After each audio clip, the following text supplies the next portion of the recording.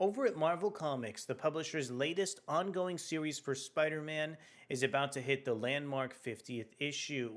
In the lead up to the momentous comic book, author Zeb Wells is assembling and putting the finishing touches on several plot threads, including the return of the mysterious Chasm, also known as Benreilly, as well as hallowseve, being Janine Godby.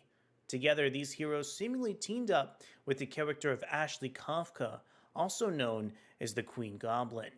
My name is Oracle Brannock, and today, let's go ahead and discover the Amazing Spider-Man's 48th issue to see if Chasm and hallowseve are friend or foe to Spider-Man. But before we get deeper into the video, I want to encourage you to consider subscribing to the channel. Peter Parker vs. Benreilly. Spider-Man finally gets a rematch. Meanwhile, what is going on with Norman Osborn? Only 2 issues left until the landmark Amazing Spider-Man 50. So Amazing Spider-Man 48 is still written by Zeb Wells, featuring a return to guest artist Todd Nauck. We also have guest colors from Sonia Oback, letters from VC's Joe Caramagna, and the cover on Amazing Spider-Man 48, per usual, is illustrated over from John Romita Jr., Scott Hanna, and Marcio Menyz.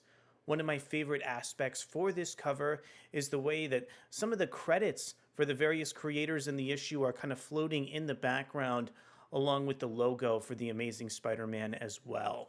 I want to give a quick thank you over to Adventures in Poor Taste and explore some of the artwork in the issue coming in from Todd Nauck.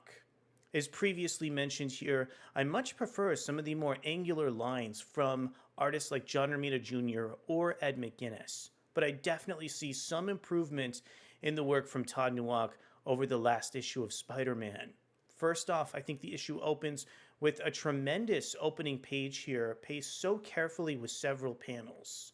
Plus, the way that the characters of both hallowseve and Benreilly as Chasm are speaking to the mysterious person in the room is so fascinating. I think author Zeb Wells has a penchant for setting up scenes with mysterious characters, especially as readers got a chance to see some of these same narrative techniques in those issues dealing directly with Madeline Pryor and the Limbo Embassy. It's so interesting once again to see Zeb Wells pick on some of these plot threads influenced with Limbo once again with the character of Janine Godby, also known as hallowseve.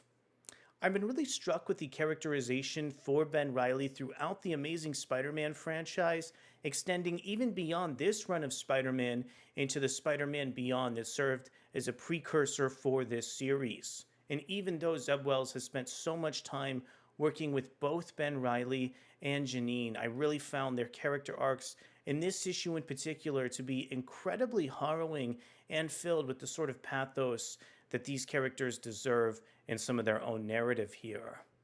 In addition to managing subplots for such a long time involving both Chasm and hallowseve, I'm also really struck by the long-term plotting that Zeb Wells has dished out for Betty Brant, Ned Leeds, and the Hobgoblin characters, as well as this mysterious Winkler device that's lingering in the background of the issue and motivating so much of the plot behind the Amazing Spider-Man. It's also so genius to see the motivation behind Chasm fueled directly by trying to have the Queen Goblin make his memories whole again. The Amazing Spider-Man beautifully ascends on some of the animosity between hallowseve and the rest of our cast members, especially as hallowseve finds that she has so much in common with the character of Betty Brant. Over in the Amazing Spider-Man 48, I was really struck by the cliffhanger in the issue. When I first read into this sequence, I thought I immediately knew where some of the plotting was going in this scene. But towards the final page, both Zeb Wells and Todd Nauck were able to unearth a piece of a Spider-Man deep-cut continuity that really managed to twist this cliffhanger in a different direction than I would have ever thought possible. I'm not quite sure what this means for the greater Amazing Spider-Man franchise, but I'm really happy to see Zeb Wells get so experimental, especially in terms of the long-term plotting throughout the issue.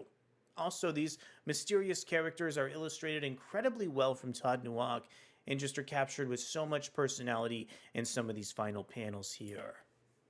So at the end of the day, I really think Marvel Comics' Amazing Spider-Man 48 is a really quiet and well-adjusted issue of the series, really trying to set the board up for Amazing Spider-Man Chapter 50. I really think Zeb Wells has done a tremendous job telling a really sympathetic but dark narrative for the characters of both Hallowseve and Chasm. I think it's so interesting to consider how long Wells has been working with these characters, once again extending beyond this run of Spider-Man and into the Amazing Spider-Man's Beyond saga as well. I want to know from you, what were some of your thoughts on the really fascinating artwork illustrated from Todd Nauck on this issue? Also, did you like some of the character relationships advancing over with Benreilly and Janine Godbey? Thank you one last time for coming to check out our video review over on Amazing Spider-Man 48, and we'll be back to see wherever this series is headed in the near future. Thanks so much, and I'll see you soon. Bye.